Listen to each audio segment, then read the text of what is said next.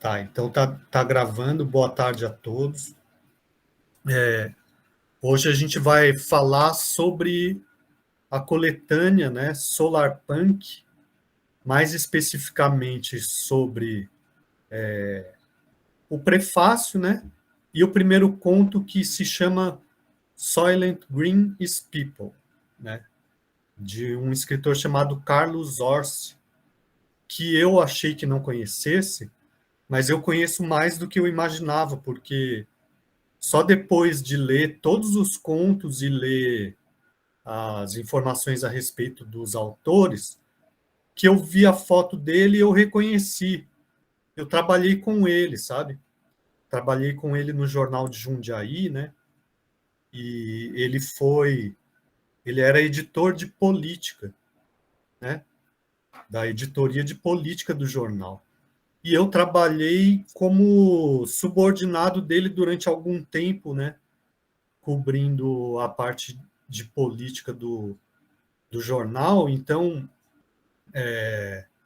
assim, eu o conheci e tive um relacionamento muito bom com ele, um cara extremamente inteligente, né?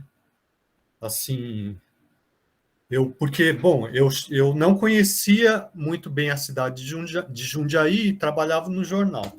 O jornal era pequeno o suficiente para a gente circular por várias editorias, né? E daí, num determinado momento, eu fiquei responsável por cobrir as sessões da Câmara de Vereadores da cidade, e eu fiquei meio inseguro, porque eu não entendia nada disso, né? Daí ele falou, não, fica tranquilo que eu vou te passando todas as coordenadas. E, de fato, ele, assim, conseguia me orientar muito bem, né? Então, só para...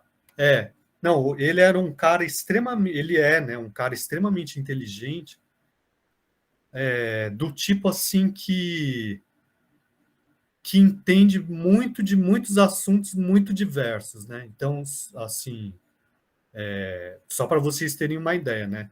Atualmente ele trabalha com jornalismo científico, né? Ele tem um site, vocês deem uma pesquisada lá, que fala sobre divulgação científica, além dele ser escritor de literatura de ficção científica, né? Mas na época ele era o editor da seção de política. E eu vou contar um episódio muito engraçado, assim, que ele falava assim, ele me orientava a ponto de falar assim, olha, hoje na sessão da Câmara eles vão discutir tais e tais projetos e vão votar tais e tais coisas. Então você acompanha a votação, depois você entra em contato comigo para me falar o que aconteceu. Daí tá bom, eu acompanhava a votação, falava, ó, o resultado da votação foi esse, ou a discussão foi mais ou menos assim. Daí ele me passava exatamente as perguntas que eu tinha que fazer para quais vereadores, né? E daí eu ia lá, procurava os vereadores e fazia as perguntas. Mas assim, a cidade era pequena o suficiente, né, para que um monte de outros vereadores quisessem aparecer no jornal, né? Assim, os caras são loucos para que o nome deles apareça no jornal a qualquer custo, né? Então, vinham lá uns caras, ou mesmo aqueles para quem eu fazia as perguntas, e eles demonstravam uma incompetência, assim, fora do comum, né? A ponto de eu perguntar uma coisa e eles responderem coisa que não tinha nada a ver com o que eu tinha perguntado, e coisa do tipo, né? Daí eu falei para ele chama Carlos, né? Mas a gente chamava ele de Carlão. Falava, ó, Carlão, o cara respondeu um negócio nada a ver, né? Ou então o cara respondia de uma forma bastante tosca, né? Cometendo um monte de erro de português, e eu meio que a gente, né, no jornal pega aquela linguagem falada e tenta meio que transcrever de uma forma um pouco menos inadequada para a linguagem escrita, né? Ele falou, não, não faz isso não. Pega o que esses caras falaram, escreve do jeito que eles falaram, com os erros que eles cometeram, né? se você fizer uma pergunta e o cara responder uma coisa que não tem nada a ver, vai lá e transcreve do jeito que do jeito que ele falou. Por quê? Para que os eleitores vejam, né, e leitores do jornal, vejam quem são esses caras, né? Tipo assim, os caras não sabem nem responder uma pergunta que é feita para eles, né? Daí eu achei muito boa a orientação e comecei a fazer desse jeito, né? Mas enfim, eu fiquei bastante surpreso e feliz, né, com o fato de ter reconhecido, né, o Carlos, e até vou colocar a foto dele aqui para vocês verem, né? E peraí, quem que é, né? O... Eu não sei se vocês chegaram a ver as informações aqui, né? Mas quando eu vi, falei, caramba, é ele, né? E ó, tá aparecendo aí. Então ele é natural de Jundiaí, jornalista especializado em cobertura de temas científicos e escritor. E já tem vários livros publicados, né? 2 de contos, e 2 romances, e alguns trabalhos em antologias, né? Revistas e fanzines no Brasil e no exterior. Então, fiquei bastante feliz, né? E agora, falando mais, eu vou fazer tipo uma introdução, né? A respeito da antologia Solar Punk, né? E depois falar um pouco do conto específico que a gente escolheu, né? E daí eu abro para discussão, mas é claro que se alguém quiser me interromper para fazer alguma observação, pode ficar à vontade, tá? E também, assim, o encontro está sendo gravado, né? Para ser disponibilizado lá no YouTube, certo? Bom, então, essa antologia está muito pequena a letra aí? Deixa eu aumentar um pouco. Então, essa antologia Solar Punk, né, que tem esse subtítulo aí, Histórias Ecológicas e Fantásticas em um Mundo Sustentável, foi organizada por esse autor, né, o Gerson Lodi Ribeiro, publicada pela Draco em 2012, sendo que é o terceiro volume de uma trilogia, e os 2 primeiros volumes são esses, Vapor Punk, Relatos Steampunk publicados sob as ordens de Suas Majestades, 2010, Dieselpunk Arquivos Confidenciais de uma Bela Época, 2011. Então, a ideia, basicamente, né, eu não sei o quanto vocês conhecem desses gêneros, né, a temática, né, tem a ver com a fonte de energia principal que move aquela sociedade, né? Então, no vapor punk, a principal fonte de energia é o vapor, né? Que era importantíssima no século XIX. Então, a ideia é assim, tem um estilo, né, meio de século XIX, só que a tecnologia é mais avançada, né? Então, se vocês procurarem na internet, vocês vão ver assim, é uma coisa que combina um visual meio retrô, né? E ao mesmo tempo futurista, né? Que é uma coisa aparentemente contraditória, mas é um estilo que eles criaram, né? E o diesel punk vai ser o diesel, né? A principal fonte de energia, né? E o solar punk vai ser, como diz ali o subtítulo, né? Fontes de energia renovável, né? Então, por isso, histórias ecológicas e fantásticas em um mundo sustentável. Daí, seguindo o que fala lá no prefácio, né? Tem a ideia, por um lado, né, de uma história alternativa, né? Que seria o que uma história alternativa? Seria relacionada com o passado, mas levantando uma hipótese, né, de algo que não aconteceu, mas e se tivesse acontecido, como seria? Né? Então, por exemplo, quando a gente pensa, né, nessa proposta do vapor punk, né? Então, se a principal fonte de energia fosse o vapor, mas a tecnologia fosse mais avançada, como seria? Né? Então, é uma história alternativa. Né? Então, outro exemplo, né, assim. Né? Então, a ideia da história alternativa é partir de uma pergunta assim: o que aconteceria se a história, né, tivesse ocorrido de maneira diferente? Por exemplo, esse autor, Philip K. Dick, né, tem essa obra, O Homem do Castelo Alto, que parte da hipótese de os nazistas terem vencido a Segunda Guerra. Né? O Philip K. Dick é aquele mesmo autor que a gente já leu, né, do Blade Runner, certo? Ou do romance, que deu origem ao filme Blade Runner. Né? E outra coisa é a ficção científica, que basicamente, né, se a gente pegar, por exemplo, se a gente pegar o que diz o Todorov, por exemplo, né, ele define a ficção científica como o maravilhoso que recebe uma explicação supostamente científica no interior da narrativa, certo? Então, de um modo geral, né, a diferença entre o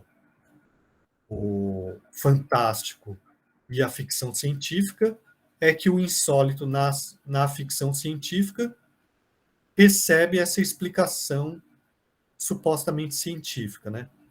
E também é uma característica, mas não necessariamente ela aparece, né? Uma característica frequente, né? Mas não obrigatória, né? É as histórias se passarem no futuro, né? No futuro, com relação ao momento em que elas são escritas, né?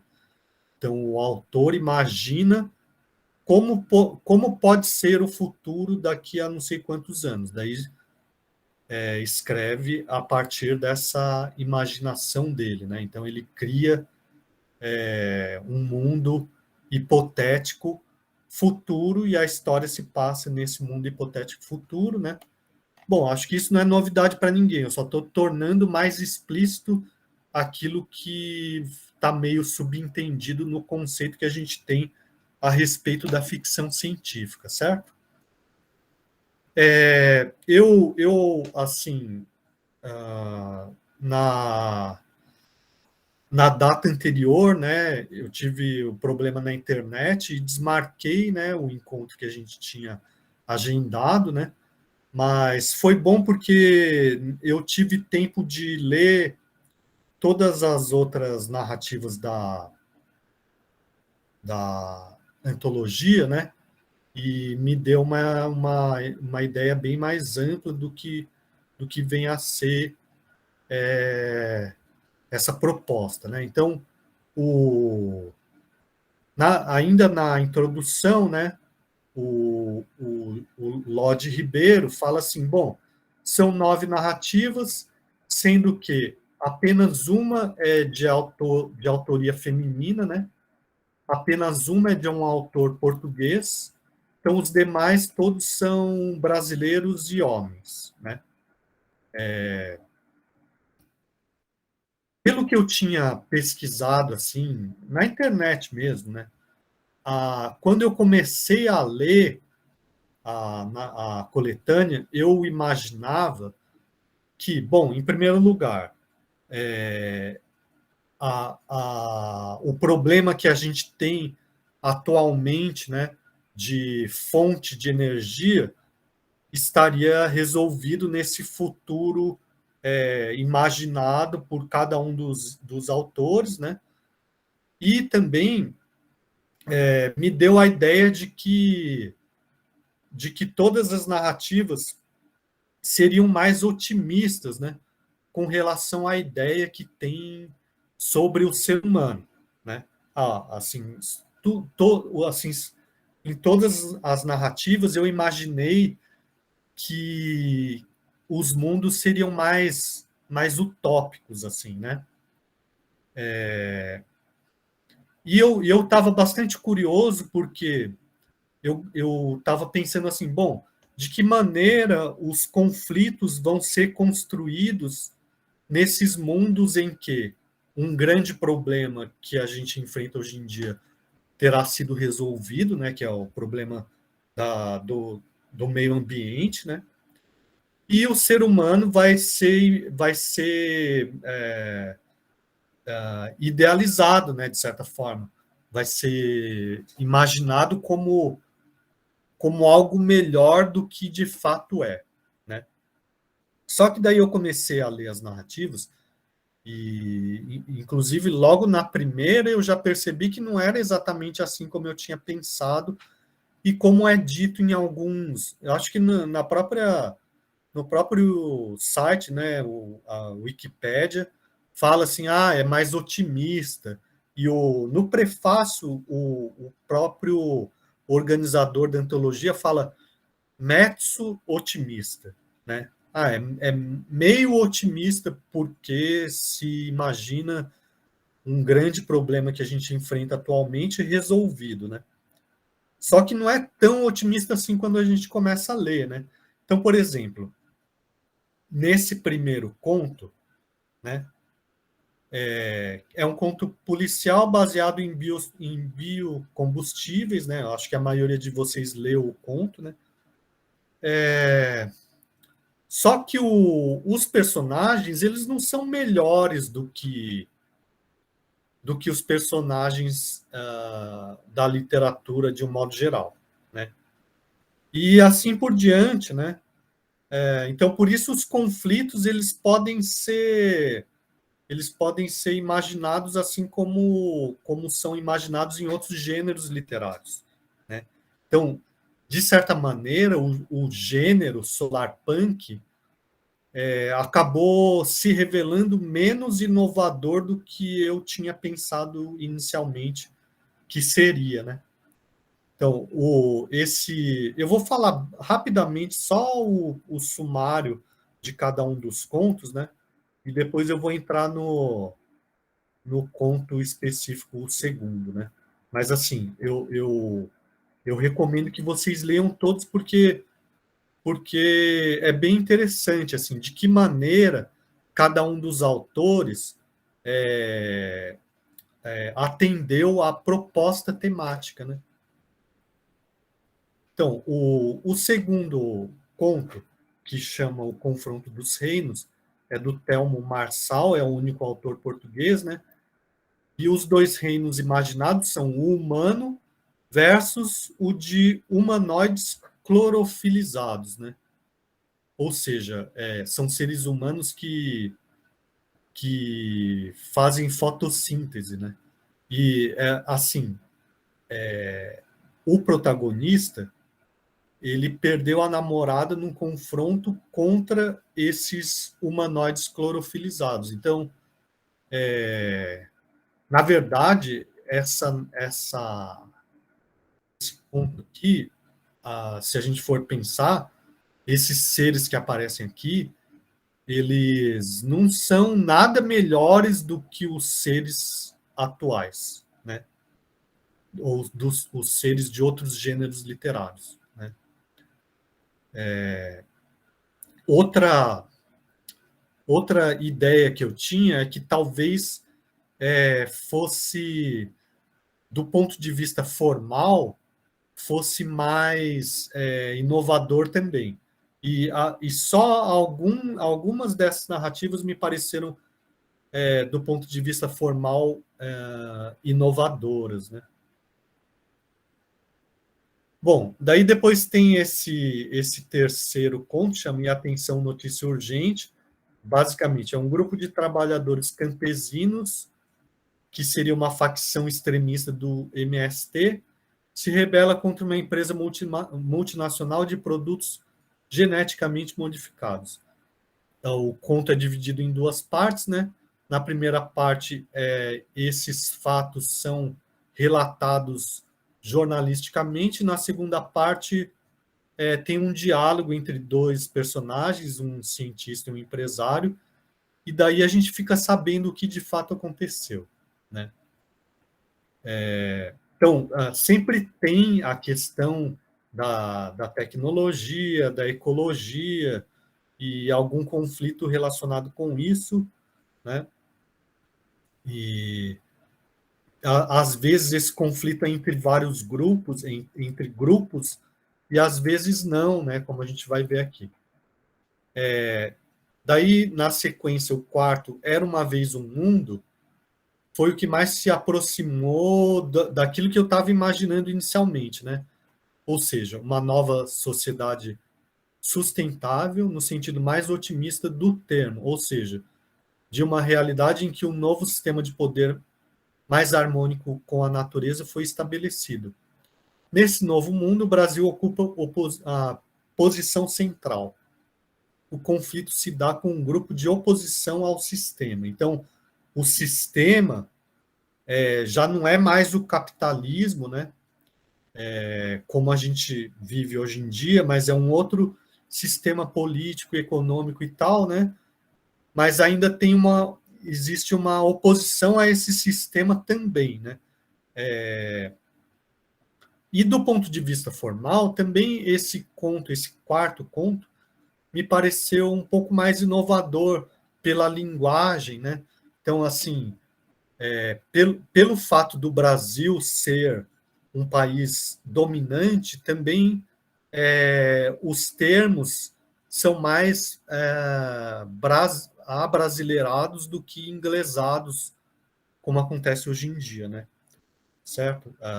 Mesmo para a linguagem relacionada com a alta tecnologia, né? Então, aparecem termos indígenas, termos africanos e coisa do tipo, né? Aí tem esse conto, o quinto, que se chama Fuga. Uma moça conhecedora de um golpe que está prestes a acontecer rouba um determinado cartão de dados que pode impedir a catástrofe.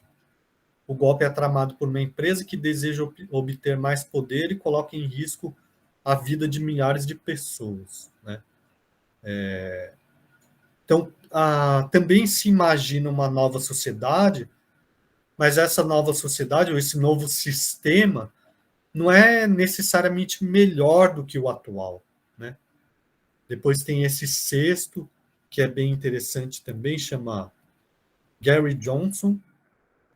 Então, a partir da leitura dos diários do seu bisavô, o narrador descobre uma história extraordinária sobre experiências que envolvem uma nova fonte de geração de energia, o perianto, que tem a ver com a aura de seres vivos e objetos. As experiências são realizadas por um padre e um cientista maluco, né, que é um personagem muito comum, né, em narrativas tanto narrativas de ficção científica, principalmente, né, mas algumas de terror também, né. O bisavô do narrador, que é o autor do diário, né, é um imigrante italiano que testemunha o ocorrido. E Gary Johnson, personagem título, surge apenas na última parte, na carta do padre ao bisavô do narrador. Só para esclarecer, né, essas espécies de sumário, né, sumário não, resuminho, né, sinopse, né, dos contos, eu que fiz, tá bom? Então, se depois vocês lerem e falarem, pô, não tem muito a ver com o que parece a sinopse, então eu sou o culpado, tá bom? Mas eu fui fazendo meio rápido assim, né? Só para vocês terem uma ideia, uma visão mais panorâmica, né, do que trata, do que vem a ser essa coletânea, tá bom? E para que vocês saibam que vale a pena dar uma lida nos demais contos, né? E daí vocês podem também... eu posso disponibilizar esse arquivo aqui, vocês podem também opinar depois, comentar com a impressão de vocês, né? Depois esse conto, Xibalba sonha com o Oeste. O personagem principal é uma professora de ensino infantil, cujo pai teria falecido de forma vergonhosa, tendo se envolvido em supostos crimes. Mas o passado volta à tona, revelando uma versão completamente diferente do episódio e transformando a ideia que a professora tem de sua missão nesse mundo. Esse conto eu achei também que ia corresponder bastante à minha expectativa inicial, né? Ou seja, o aspecto de ter uma ideia mais otimista da sociedade que se estabelece no futuro, né? Além do tema principal, que é a geração de energia sustentável, né? Mas o conto, assim, na minha opinião, ele termina de uma forma meio brusca, assim, sabe? Eu acho que ele poderia ter continuado, sabe? Mas, enfim, isso é só uma impressão, né? Aí tem esse conto Sol no Coração, que é o único escrito por uma mulher, né? Num futuro em que os seres humanos sobrevivem a partir da energia solar captada através de tatuagens, um casal vive um conflito relacionado com a primeira implantação desse tipo de tatuagem em seu filho e os riscos que essa operação envolve. Esse conto eu achei bastante diferente, porque ele está centrado num conflito muito pessoal, né? Enquanto que os demais, os conflitos são mais coletivos, né? Aqui também tem o conflito coletivo, só que o foco é mais centrado no conflito pessoal, individual, né? Do homem, da mulher, da criança, certo? E, por fim, o conto de autoria do organizador da coletânea, que se chama Azul, Azul Cobalto e o Enigma, que também é o mais longo, né? E o conflito se dá entre esses dois personagens. Azul Cobalto, que é uma espécie de homem de ferro, né? Ou seja, um militar humano dotado de superpoderes devido à armadura que veste. E o Enigma, que é uma criatura que tem um pouco de vampiro e tem um pouco de zumbi dos palmares. Bom, na minha opinião, esse conto ele é um pouco problemático porque é muita informação, né? O autor imaginou um mundo cheio de detalhes e com muita informação que não funciona muito, na minha opinião, para um conto, né? Tá certo que é o mais longo, né? E no próprio prefácio ele diz assim, a maioria é mais novela do que conto pela extensão, né?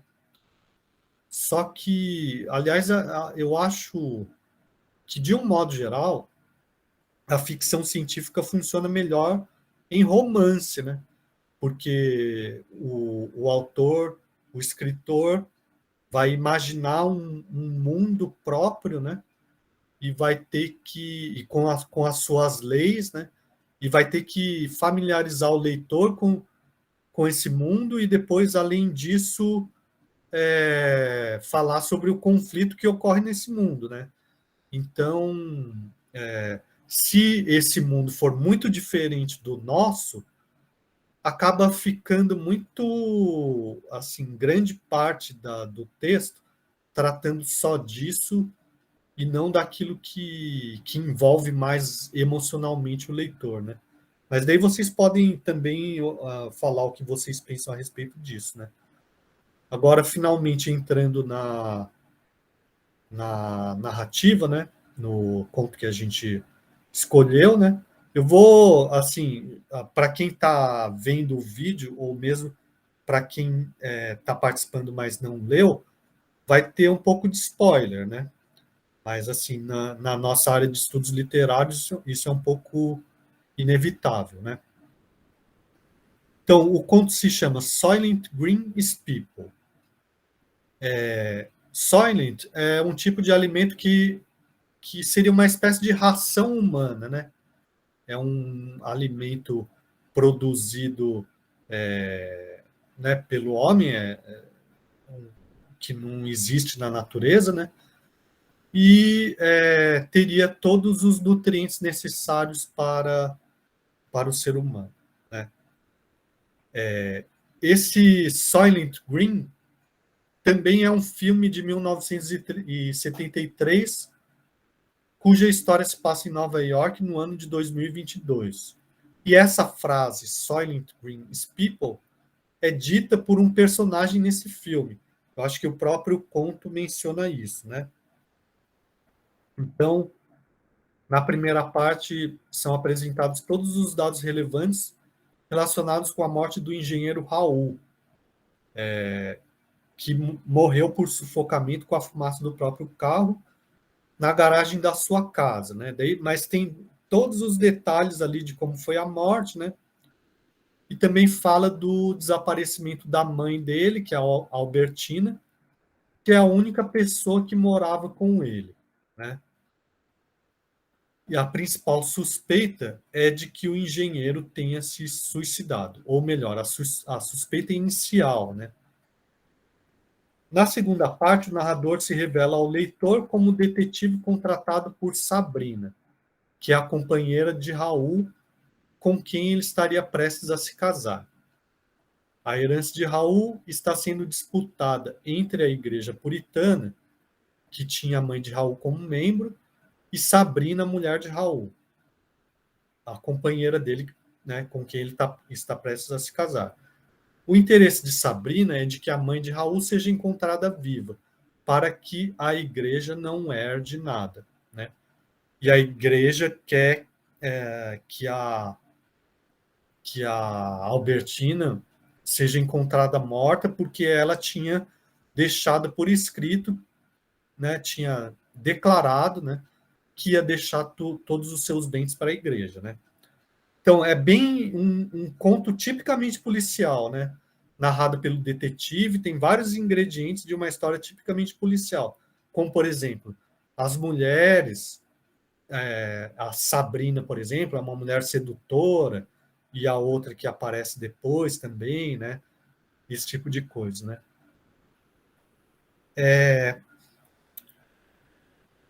O detetive começa interrogando Olavo Pereira, também puritano e namorado de Albertina.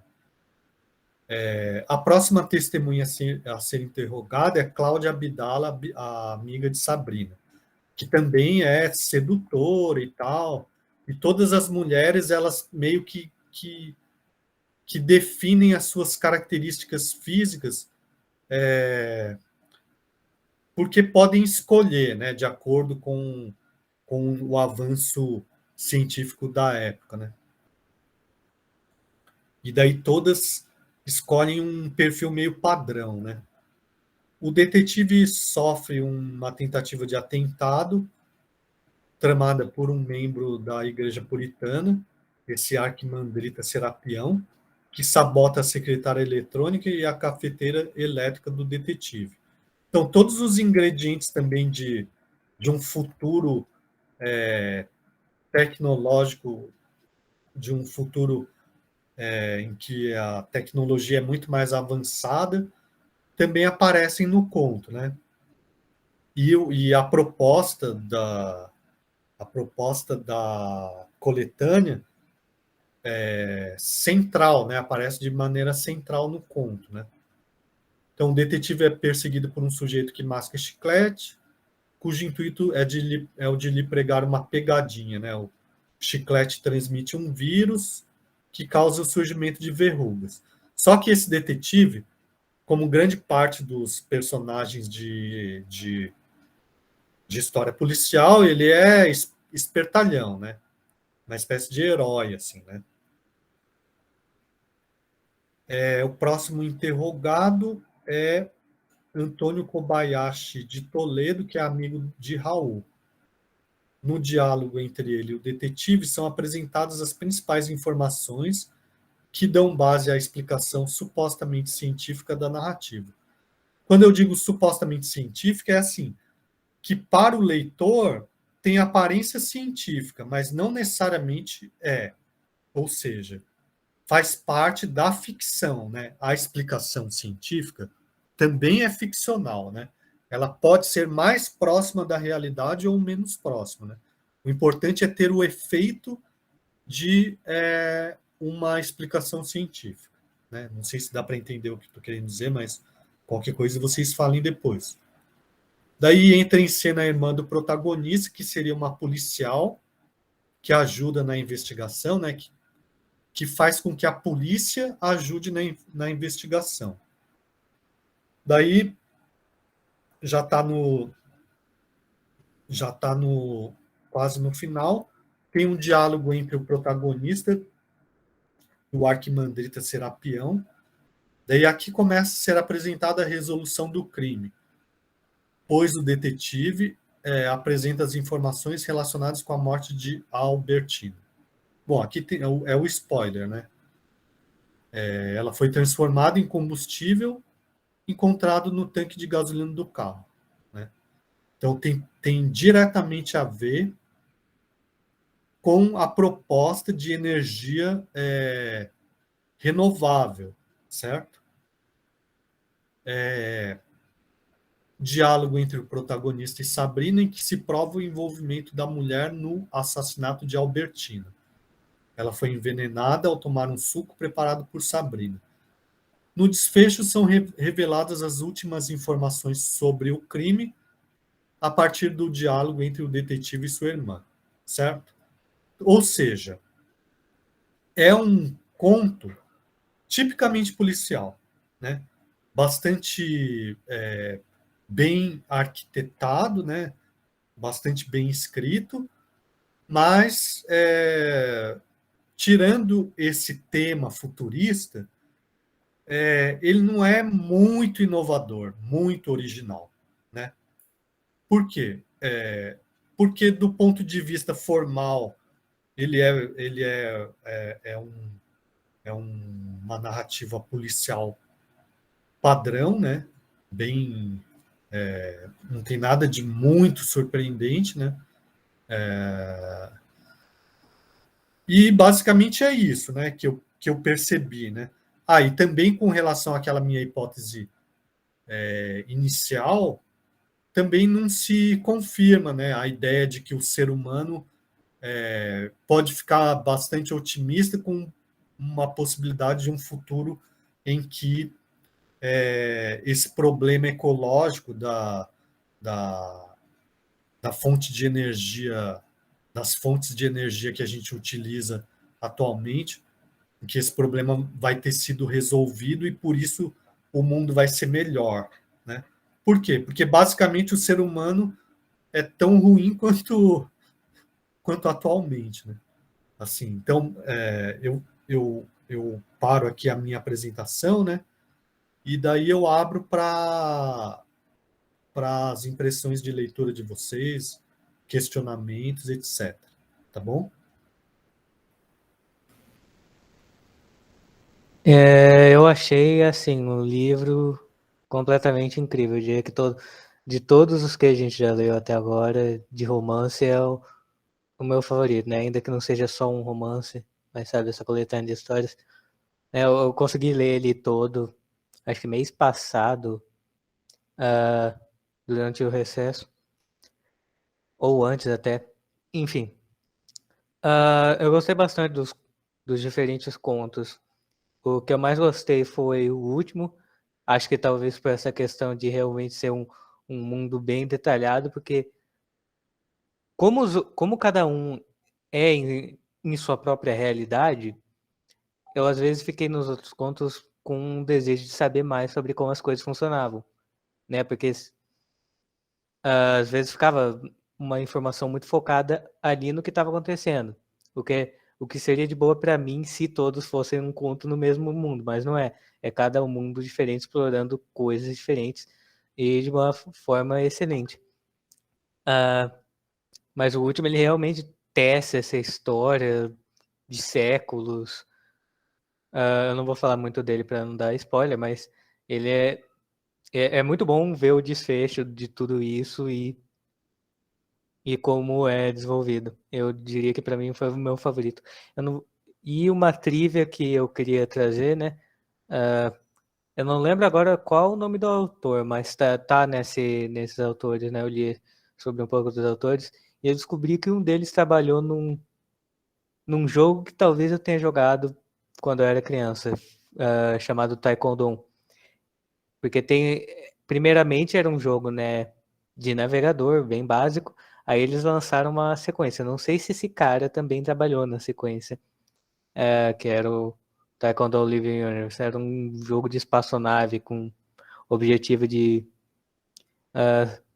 fingir que você estava vivendo, né, nesse mundo espacial. E era feito por brasileiros, né? Eu acho que talvez seja o nosso.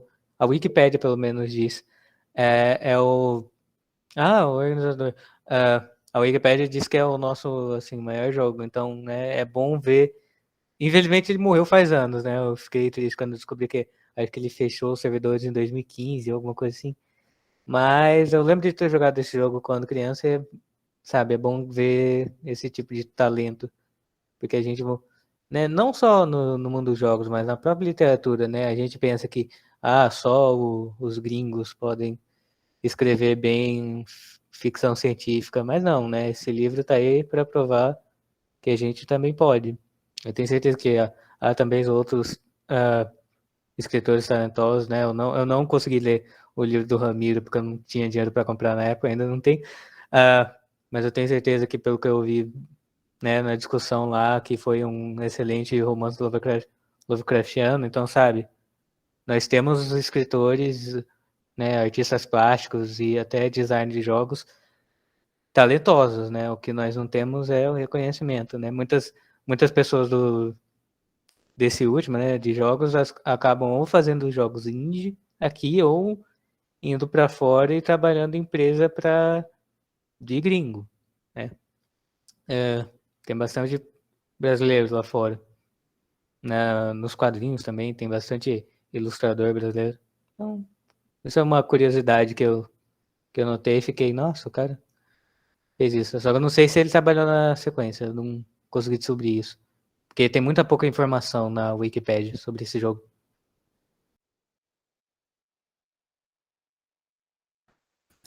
Legal, Gabriel. A sua impressão é bastante diferente da minha, né? E acho bem interessante isso, né? Porque você gostou justamente da última narrativa que eu menos gostei, né? Sim, é que eu gosto muito desses mundos detalhados, sabe? Quanto mais detalhe, pra mim, é o diferencial em qualquer saga de fantasia ou de ficção científica, são os detalhes. Quão detalhado é esse mundo. Entendi. É que na verdade, assim, eu não sou um grande fã de ficção científica, né? Assim, mas o fantástico tem uma relação com a ficção científica, né? Então, uma vez que o nosso projeto se propõe a estudar narrativas fantásticas e temas afins, né? Por isso que a gente começou a ler ficção científica também, né? E, e essa coletânea por causa acho que do diálogo que você próprio teve com o Ramiro no dia que o Sim, Ramiro veio, né? sobre o Solarpunk. É porque, Aham. né, esse é meio otimista. O Solarpunk, pelo que eu entendo, eu até queria que ele tivesse aqui para explicar, né, se isso é um pouco deturpando o Solarpunk, porque, né, a gente vê que cada conto tem uns problemas que ainda que nos assolam de maneira diferente, né? Aquele da usina tem essa questão dos empresários, né, destruindo vidas só porque querem lá testar o negócio e né, a gente vê isso acontecendo na nossa vida.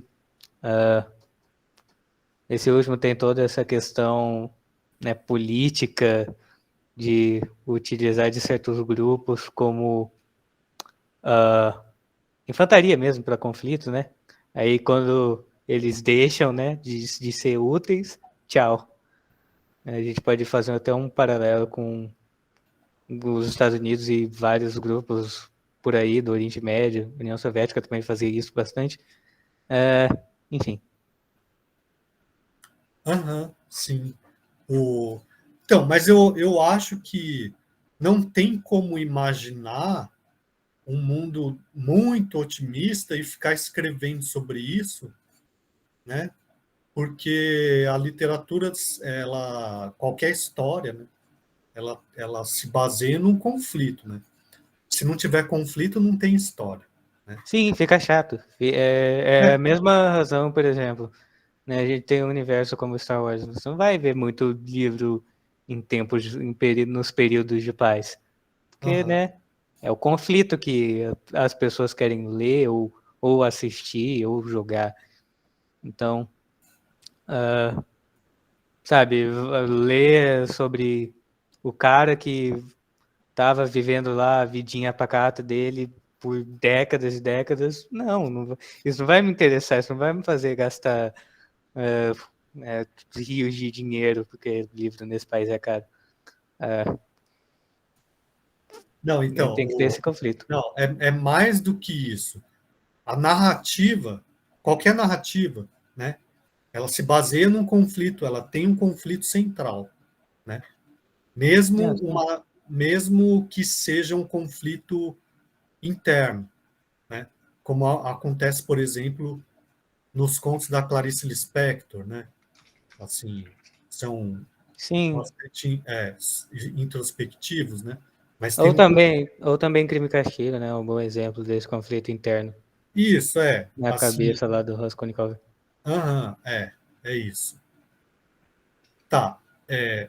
Mais alguém?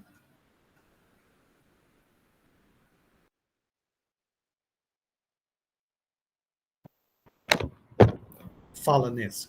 Professor, eu entendi tudo errado. Por exemplo, eu entendi que a igreja queria que achasse a senhora viva para ela poder ter garantida. Peraí, Tá ruim? para Peraí, mim deixa eu tá meio desligar o ventilador. baixo, tá meio baixo o som. É o ventilador. É que tá muito quente aqui. Eu entendi que o pessoal da igreja, lá, aquela organização, né, queria achar ela viva para garantir a herança. E a mulher queria achar ela morta para provar que ela tinha morrido antes do filho e garantir a herança para ela, né? E eu não entendi que ela tinha sido pega assim, sabe? Eu entendi que ela estava argumentando com o investigador, mas que daí ela falou, mas você não tem como provar como que foi a morte dela, sabe? Aí eu vi que eu entendi tudo errado. Mas achei muito bem Então, escrito. não, a igreja quer que o corpo dela seja encontrado, né? Ou seja, a igreja quer provar que ela está morta, né? Porque ela deixou a riqueza dela como herança para a igreja, né? E a mulher, né, quer encontrar, quer que ela seja encontrada viva, né? E embora assim, deixa eu pegar o trecho em que aparece isso. Pareça contraditório para o detetive que ela queira isso, né?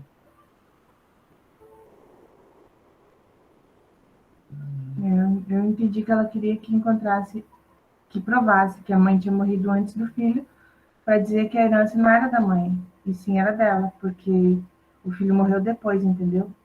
Então a mãe morreu primeiro, perdeu o direito à herança que ficou para ela. E aí ela ainda questionou se que não tinha como provar, né? Se a senhora tinha sido morta ou tinha morrido de morte natural. E eu achei mesmo que não tinha como provar, sabe? Achei que tinha ficado meio que por isso mesmo. Peraí, desculpa, Nesse, é que eu estou tentando achar o trecho, né? Então, ó, peraí, eu vou projetar aqui, ó.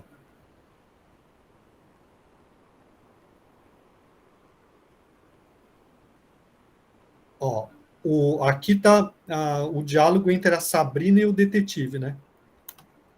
O que você quer que eu faça? Encontre a mãe. Fiz cara de quem não estava entendendo. Afinal, se a mãe estivesse viva, a herança seguiria em disputa e Sabrina continuaria a correr o risco de ficar sem nada. O corpo de Dona Albertina não foi achado, minha cliente explicou. O caso dos puritanos depende de duas coisas: que ela esteja morta e que tenha morrido depois do filho. Eu quero que você prove que ela está viva, né? Uhum.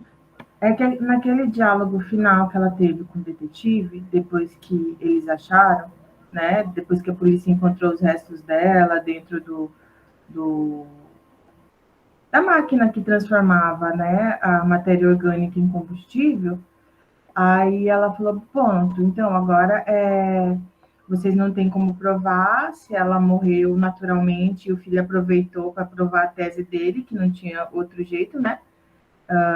E depois se sentiu culpado, ou se foi uma trama que eles fizeram para matar, porque a mãe não queria que ele casasse, né? A mãe ela era deficiente, mas vivia uma vida muito boa.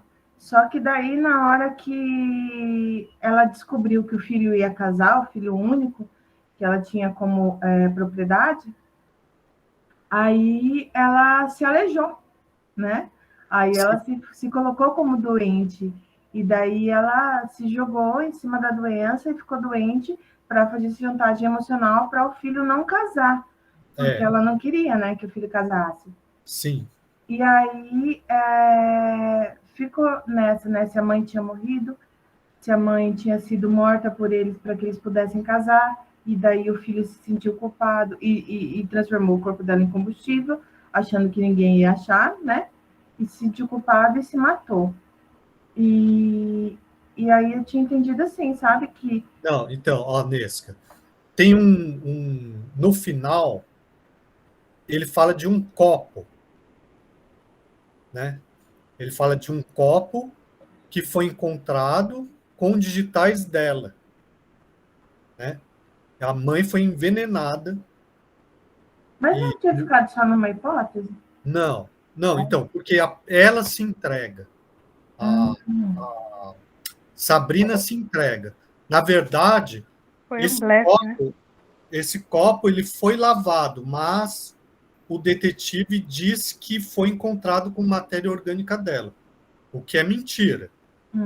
Mas como ele diz isso, ela fala: pô, o cara não lavou o copo, não acredito, né?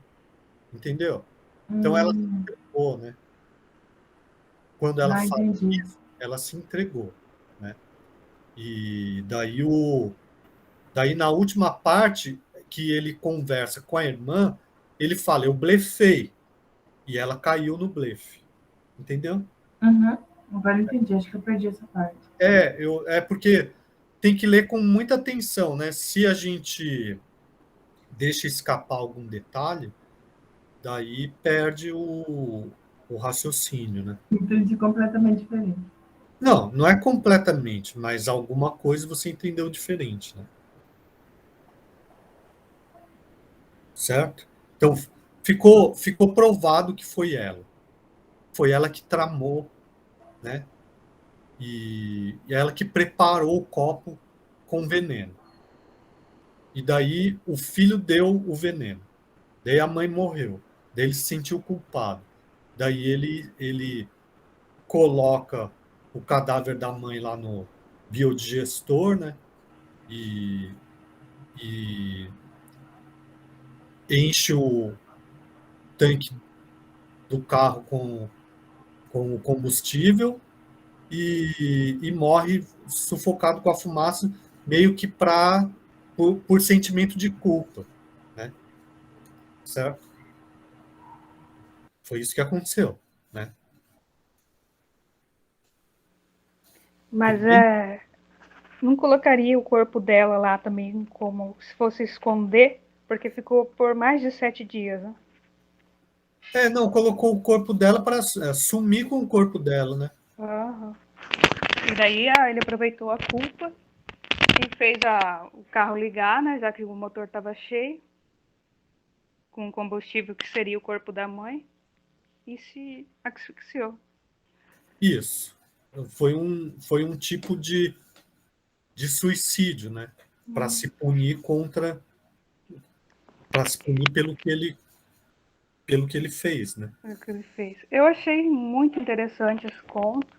Eu gostei demais, eu fiquei pasma lendo ele. No começo, sim, até porque você não identifica, não tem um nome, né, pro narrador, mas você vê que ele é detetive. Aí, aos poucos, deixa aquele ponto de interrogação sobre qual o contato policial, depois a gente descobre que é a irmã dele. Aí também tem os encontros, as perguntas com as que seriam testemunhas, né, as pessoas que saberiam algo.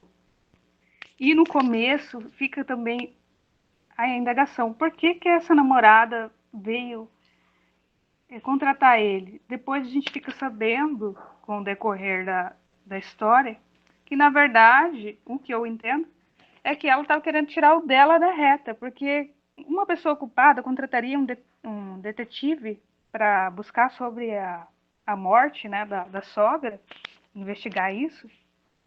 Então ela usa como se fosse para aproveitar para ela, como se a sogra fosse uma peça, né, fundamental para que ela concorresse com a herança, porque no meu ver a sogra viva, além de competir com ela na herança, que isso seria desfavorável, mas seria também uma prova de que ela teria tido um relacionamento com o filho. Isso que deixa parecer no começo.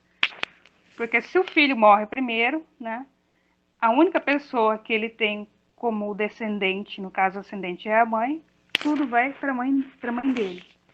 Não tendo mais nenhum parente, tudo que era dele, que vai para a mãe, se junta num espólio só e vai para a igreja. Achei muito interessante o papel da igreja que eles colocaram aí, até com a capacidade das pessoas da igreja em armar emboscada e pedir corpo de pessoa como se fosse um nada, né? Não tivesse um preço algum, só por causa dessa herança. E a tecnologia também que eles colocaram, né, misturado com o tempo. Eu vi 2012, mas essas coisas elétricas que comandam tudo, quase uma Alexia, né? E achei muito interessante também do blefe que ele fez até a namorada entregar. E os poucos detalhes que foram se juntando para que eles ficassem todo o crime, que no caso foi o tempo que a mãe do Raul deixou de sair e começou a ficar em casa só. O tempo que ele ia casar, o Raul ia casar e não, depois decidiu não mais, e o tempo que ele faltou no trabalho. Aí tudo tem uma ligação. E também sobre o combustível novo, que eu achei muito inteligente do jeito que o Antônio estava contando. E que até chegar na explicação que poderiam ser utilizados animais também, até aí eu já estava me sentindo mal, porque poderiam ser usados até gatos, cachorros, essas coisas.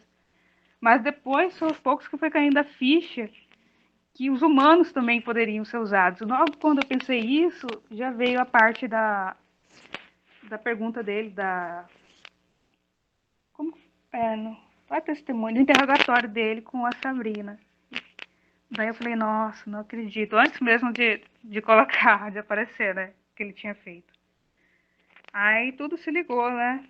Mas fiquei impactada também dele ter feito isso pela Sabrina, né? Ter matado a própria mãe, não diretamente, mas seria um coautor aí, né? Porque, na verdade, ele levou o veneno, mas não foi ele que colocou no copo. Ele quis tirar a culpa não, não fazer a culpa pesar tanto nele, dessa morte da mãe, mas que acabou pesando depois e não teve jeito, né? Ele acabou tirando a própria vida com o peso da consciência. E a frieza dessa mulher também, né, em fazer com que nada tivesse acontecido, como se nada tivesse acontecido, e buscar um investigador para passar um pano ali por cima, porque ela estava interessada também em saber onde que estava a sogra dela. E achei interessante, talvez não seja um detalhe assim tão grande para os outros, mas que o perfil dessa mulher era diferente. Então ela era diferente das outras, de tudo que, como o narrador disse, né, o detetive, todas eram iguais no tempo. Elas faziam o nariz igual, a boca igual. Você não podia confundir elas, não podia destacar uma de outra, porque era um tipo de forma. Mas essa daí não, ela tinha o nariz diferente, a boca dela era diferente, o perfil dela era diferente de uma mulher forte, igual o da mãe dele, que ele falou que ele poderia ser comandado, o Raul poderia ser comandado por uma mulher forte, então a mãe e a namorada eram, e ele deixa meio que uma pegadinha no final, né, que é como se a irmã dele não fosse uma mulher forte, né, não fosse para ele um perigo, né, mas isso do lado bom de vista, mas sarcasticamente que na verdade é. Até porque ela foi uma parceria muito grande para ele. Por ele ter esse contato com a irmã dele na polícia, evitou que o pessoal da igreja também acabasse pagando, contratando gente, ou passando por cima das pistas e mexendo em tudo. Então ela também foi uma parte muito importante para desvendar tudo isso. É isso, não vou continuar falando bastante aí. Acho que a Mariana, né, levantou a mão aí para falar. Isso, obrigada, Daisy. Nada. Eu só queria fazer uma observação, assim, que eu também fiquei bem impactada, né, com o final, né, que ele pegou a mãe lá e colocou e transformou, né, lá no combustível, e eu não entendia por que do título, Silent is Green People. Eu falei, gente, mas que título é esse? Eu falei, tá bom, vou ler, né. E aí, eu também fui buscar. Depois que eu fui pesquisar, que eu entendi que o autor se baseou lá, né, no filme Silent Green. E aí eu falei, tá bom, mas e o Is People, né? Silent Green is People.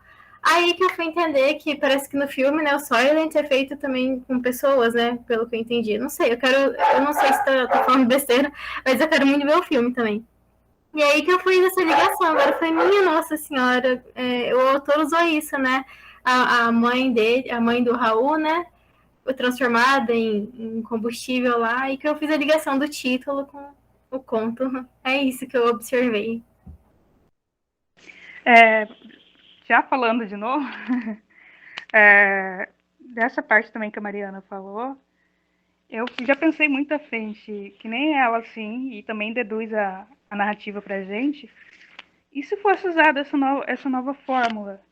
Porque primeiro eles iriam começar com os animais, plantas, animais, aí conforme fossem precisando mais pessoas tivessem carros, essas coisas precisassem de energia, o que eles iam fazer, provavelmente? Iam atrás das pessoas. Aí ia começar pelos menos desfavorecidos, ia começar a assumir pessoas. Então, por isso que eu falei, isso ia encadear no fim da raça humana para mim.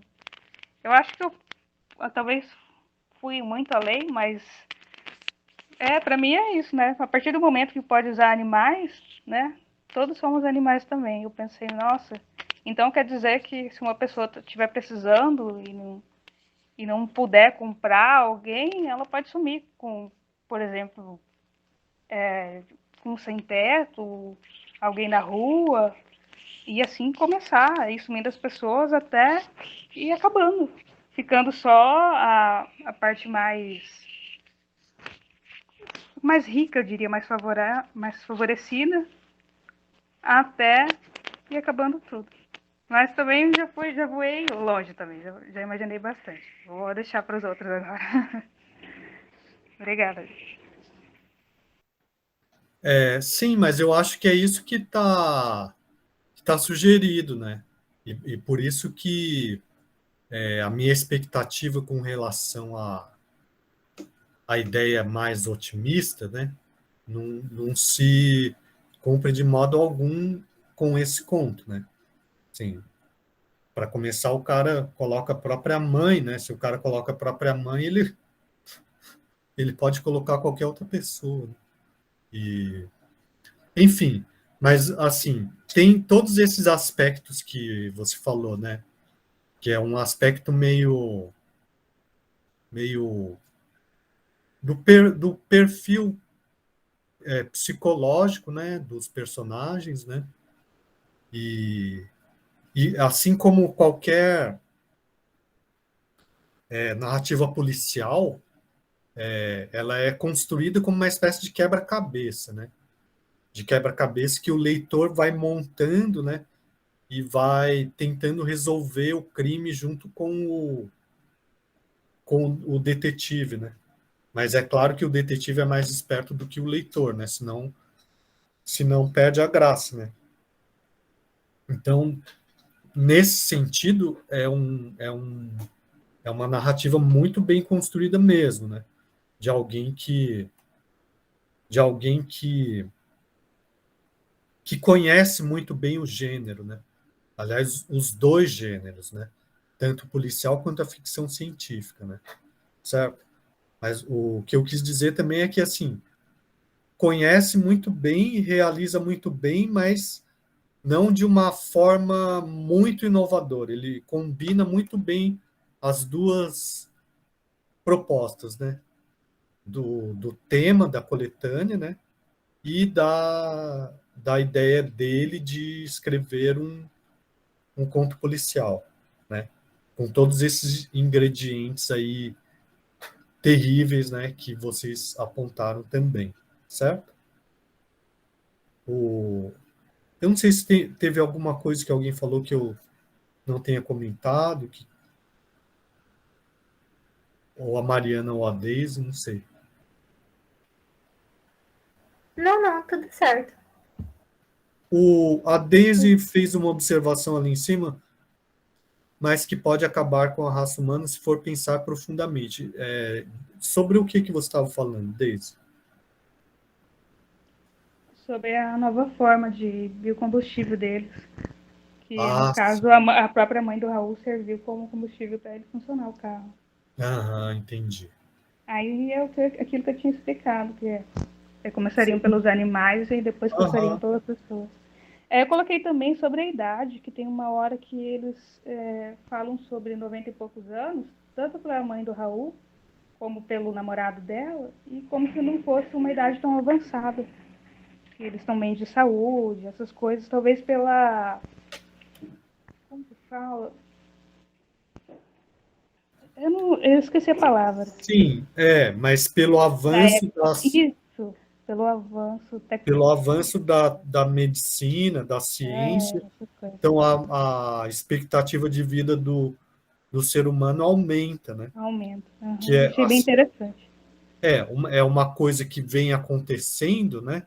Que já vem acontecendo, né? E que, assim, se for pensar, pode ir aumentando cada vez mais. E vários contos da coletânea falam sobre isso, né? Em vários contos da coletânea aparece isso, né? Que a expectativa de vida é muito maior do que a atual, né? Então, rara, né? Bom, não sei. Não, realmente eu não sei se é melhor, porque outros problemas aparecem, né? Mas se nós pensarmos antigamente, né? Há anos atrás, uns 1900 e tantos, 1909, por aí, que a maioria dos escritores mesmo vivia até uns 30, 40 anos, né? Agora a expectativa é bem maior. Sim, a expectativa de vida do século XX, XIX era menor. Né? Minha mãe, Fala nisso.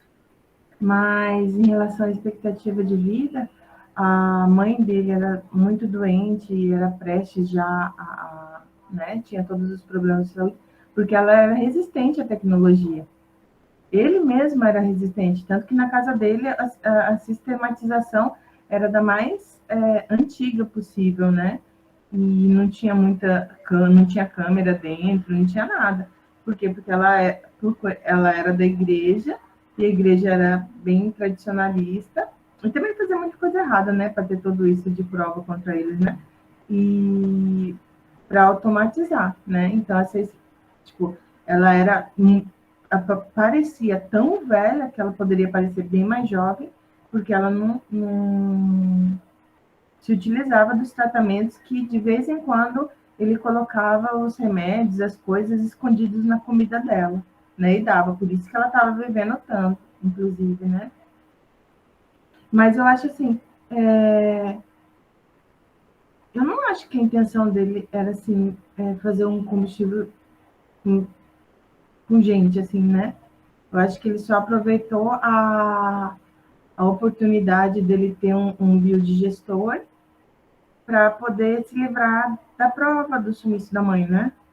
E, tipo, pelo menos não me pareceu, não sei se eu estou muito fora. Sim, é isso mesmo, Nesca.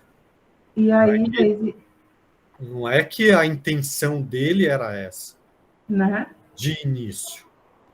Mas Ele aproveitou, ele tinha um recurso e então, aproveitou a oportunidade, pelo que eu entendi, um momento de loucura, né? Sim, como a Daisy falou, ele era dominado por mulheres fortes, e que isso é dito no conto também, né? Uhum. Ele era dominado por mulheres fortes, então ele era dominado tanto pela mãe quanto pela Sabrina, né? Então, por isso que ele concordou com o plano da Sabrina de envenenar a mãe, né? E por outro lado, ele não casou até então porque a mãe começou a dominar ele. Dominar como? Fazendo chantagem do tipo, não, você precisa cuidar de mim, né? Uhum.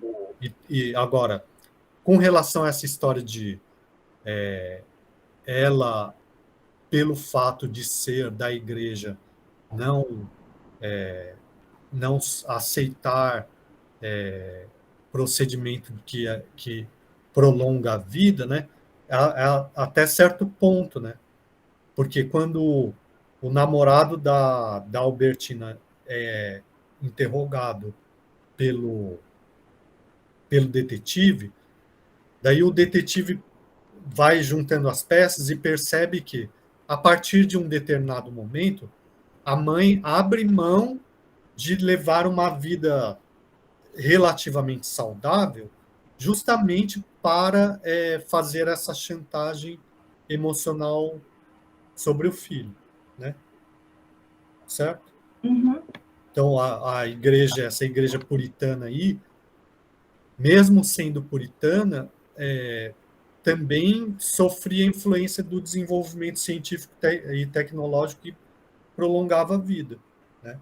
Mas tem uma parte lá que diz que ele fazia contrabando dos remédios para prolongar a vida dela e a saúde, fazendo comidas para ela e colocando os remédios escondidos, porque ela não aceitava tomar, né? Tá bom, mas se for comparar, a questão é assim, Nesca, se for comparar com a nossa realidade atual, né, então, mesmo sendo puritanos, eles levavam uma vida mais...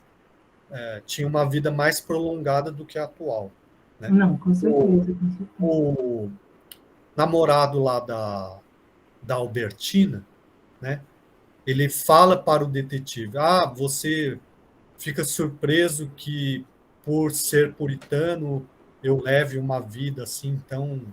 Eu não lembro em detalhes, né? Mas, assim, essa igreja é puritana, mas não é tão puritana que não aceite nada de tecnológico ou nada da medicina que ajuda a prolongar a vida. Entendeu? Uhum. É meio... Madison. Metso, aliás, o conto é escrito de tal maneira que tem todos os elementos importantes para o enigma e a decifração do enigma, né? Tudo gira em torno disso, né? Então, por exemplo, eles moram numa casa que o detetive fala, uma casa burra, né? Que não tinha câmera, não sei o quê. Claro, se tivesse câmera, ele não poderia fazer o que fez, né? Então, no fundo, tudo é construído em função do crime, né? Do mistério a respeito do crime e depois da desvendação desse mistério, ou desvendamento, sei lá qual é a palavra, né? Entendeu? Uhum. A coerência maior é essa, né? Tanto é que a Daisy falou alguma coisa que a gente fica pensando que poderia colocar esse problema, como, por exemplo, por que a Sabrina procurou o detetive, né? Então, o conto policial ele é escrito para ser lido e causar um impacto mais forte possível da primeira vez que ele é lido. Se você for lendo mais vezes, você vai vendo a engrenagem por trás dele. E daí ele perde a graça enquanto conto policial, né? Você já não lê como um leitor típico de conto policial. Você lê como um estudioso da literatura, certo? Que é a mesma coisa que acontece com a piada, né? E com o fantástico também, né? O efeito primeiro é sempre o mais forte. E é esse que atrai o leitor comum, ou o leitor típico do gênero. Depois a gente começa a ler e prestar atenção na maneira como é construído, né? E como é produzido esse efeito. O que o escritor utiliza para a produção do efeito que ele quer, né? Daí já é outra maneira de ver, né? É uma maneira mais do estudioso de literatura, né? Então, daí surgem hipóteses como essa da Daisy, né? Tipo, pô, por que a Sabrina procurou o detetive, né? Que é uma coisa que não passa pela cabeça da maioria dos leitores numa primeira leitura, né? Mas a Daisy é advogada, né? Então talvez isso assim, influa na maneira como ela lê, né? Certo? O David, você falando, né? Ah, meu Deus, já pensou se fazem, né? O biocombustível pode utilizar corpos humanos? Pode?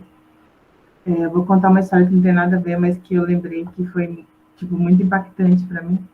Que eu já estava morando aqui em João Pessoa, na outra vez que eu morei, e eu morava sozinha, numa casinha pequena. E aí minha mãe e minha tia vieram, e minha tia trouxe para mim uma carne manteada, que é aquela carne seca, né? Que ela mesma fazia e tal. E eu peguei, ganhei a carne e guardei. Aí ontem chegou em casa um monte de gente, que a gente saiu de uma peça de teatro, foi jantar. Aí eu lembrei da carne e fui fazer. A hora que eu abri, parecia uma perna humana. A forma, assim, de uma perna humana, tá ligado? Aí eu falei, meu Deus, será que minha tia tá matando gente? E carne. Aí depois eu fiquei com vergonha, mas eu fiquei na dúvida, sabe? Passei uns 2 anos, assim, sem conseguir comer carne seca. Eu falei, não, já pensou? Aí começou a vir um monte de hipótese de que se tiver uma guerra, vão fazer isso, sabe? Aí foi bem bizarro, assim, o pós. Mas a imaginação não. Horror. Eu fiquei assim, uma semana, assim, impressionadíssima. Aí depois eu ainda ficava assim, sabe? Tipo, foram 2 anos sem conseguir comer carne seca, assim. Tem um Aí depois filme, né? Nesse que eu tenho um filme que eu não lembro o nome, porque eu assisti, eu era criança, mas era sobre resistência no gelo. Que como eles caíram num avião num lugar que não tinha nada, avião, né? Aí as pessoas começaram a congelar, a morrer, né, por hipotermia, ou começavam a brigar. Então eles mantinham esses corpos perto para ir se alimentando para poder sobreviver. No começo, os outros sobreviventes eles não queriam, né, porque seria ser canibal, mas aos poucos eles estavam entendendo que ou eles comiam os outros que estavam morrendo, ou eles morreriam também. Então, tinha cenas bem fortes, assim, deles comendo a carne dos outros para sobreviver. Ah, agora eu lembrei da sua. Então, Era bem pesado. mas esse tipo de acontecimento é real, né? Por exemplo, se tem um documentário sobre a história dos Estados Unidos que fala sobre a migração para o oeste, né? Esse tipo de coisa aconteceu nesse episódio histórico dos Estados Unidos, né? Então, nesse documentário que quem fez a disciplina comigo, aqui a Mariana e o David, né? Conta a história de algumas famílias que migraram para o oeste, só que pegaram um caminho errado ali, né? E daí foram surpreendidos pela neve, né? E daí a carroça quebra e não sei o quê, e não sei o quê, né? Daí chega uma hora que, bom, as pessoas começam a morrer e aquelas que estão vivas, se não comerem os que estão mortos, eles morrem também. Então, né? Tipo assim, é uma coisa horrível, né? Mas morrer de fome, o instinto de sobrevivência fala mais alto, né? Nesses casos. E daí, no final, morreu todo mundo. Daí encontraram e viram que isso tinha acontecido. Tinha, tinha diários, encontraram diários no meio dos escombros ali. No diário, uma das integrantes da, da comitiva lá narra isso, né? Tipo, passou um dia, morreu sei lá quem. E a gente não tem o que comer, né? Então, esse tipo de filme aí se baseia em episódios reais, né? Certo? Mas, enfim, a gente está fugindo do assunto, né? Mais alguém quer falar a respeito do conto? Ou a respeito de algo que esteja relacionado com...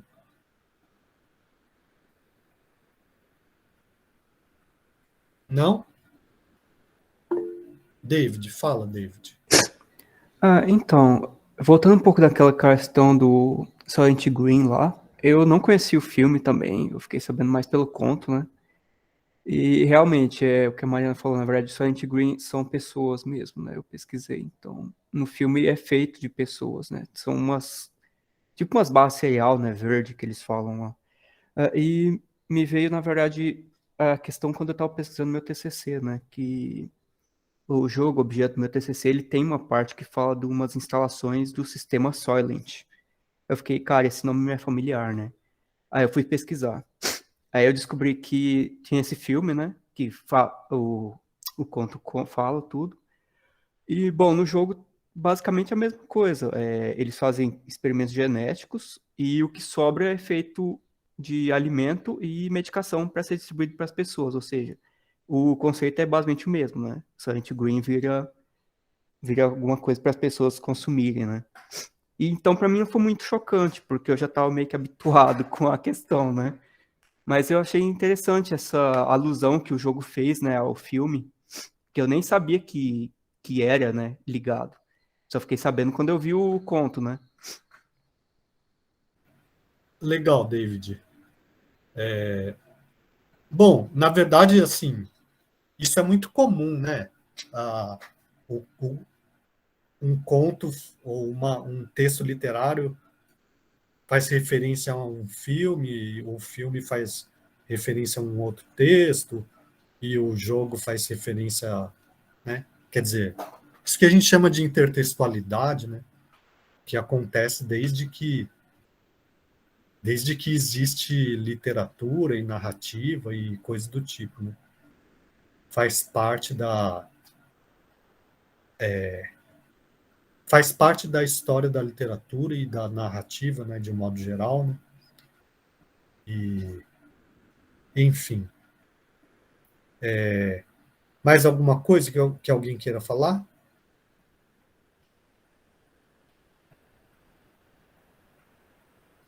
Então, o próximo encontro que é o último do ano letivo, né, de 2021. Está marcado por dia 27 de janeiro, né? E a gente já definiu que vai ser a novela O Sono, né, do Haruki Murakami, que é o objeto de estudo da Mariana, né? Então a Mariana vai também participar da apresentação, né? E então eu já vou compartilhar com vocês lá no Google Classroom, né? É uma novela, né? Então é como se fosse uma narrativa cuja extensão é intermediária entre um romance e um conto, né? Um conto longo ou um romance curto, né? E também vou compartilhar um texto teórico chamado O Duplo, que é de um psicólogo, né? Chamado Otto Rank. Quer dizer, essa obra, na verdade, bom, eu vou compartilhar lá com vocês, né? Mas fica assim como prioridade ler a narrativa, né? O Sono do Murakami. Daí quem tiver interesse e disponibilidade de tempo, lê essa obra teórica também, O Duplo, tá bom? Daí 27 de janeiro. Tudo bem? Esse Otto Rank é aquele que fez parceria com o Jung, né? Não sei, porque ele é anterior, né? Que tem um livro do Jung, Ah, eu acho que é aquele dos símbolos, que ele conta, que ele narra o atendimento que ele fazia de um psiquiatra, que era muito mulherengo e alcoólatra, era esse mesmo nome, e aí ele narra um pouco esse atendimento que ele fazia. bom, eu não sei disso, Nesca, mas se você está falando, deve ser, né? Se você quiser compartilhar essa informação. Eu vou procurar, professor, porque foi uma passagem que me chamou muita atenção e eu fiquei com esse nome gravado. Eu não sei nada dele, sabe? Aham. Eu só lembro que foi uma leitura que eu fiz e eu fiquei com esse nome gravado, assim. Porque acho que ele até deu permissão pro Jung revelar mesmo o nome dele, porque não tinha, né? Ele não. Eu não estou entendendo tudo o que você está falando, porque o seu som Ele está um não, pouco estranho. ele não o Jung ele não revelava o nome verdadeiro dos personagens, né? Os psiquiatras não fazem isso. Mas aí esse outro Rank, ele deu permissão para revelar tudo que era sobre ele. E acho que foi isso que mais me chamou a atenção, mas eu vou procurar para ver. Então, uma coisa que eu sei é que o Otto Rank é anterior ao Freud, né? Então não deve ser. E Porque o Freud não, mas o pode Jung é ser. contemporâneo. Não, então, mas anterior pode ter convivido, né? Porque assim, o Otto Rank escreve esse estudo chamado O Duplo antes do Freud escrever O Estranho, que é o texto citadíssimo, a gente até leu aqui, né? Em que ele analisa o conto do Hoffmann, né? O Homem de Areia. Então, o Freud, quando escreve O Estranho, ele cita o Otto Rank, cita o duplo do Otto Rank, né? Certo? Então, isso significa que, até certo ponto, o Otto Rank é anterior. Em algum aspecto, ele é anterior ao Freud, né? Agora, o Jung é posterior, né? O Jung é posterior ao Freud. Foi discípulo do Freud até um determinado momento, certo? Agora, isso não significa que eles não podem ter convivido, né? Certo? Por exemplo, eu sou anterior à Mariana, né? E pode ser que a Mariana dê aula para alguém que também seja meu aluno depois, né? Então, certo? Mas, enfim, eu não conheço isso que você está dizendo.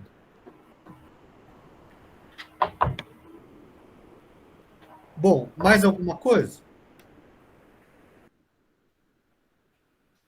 Então tá, eu agradeço a presença de vocês, a participação, né?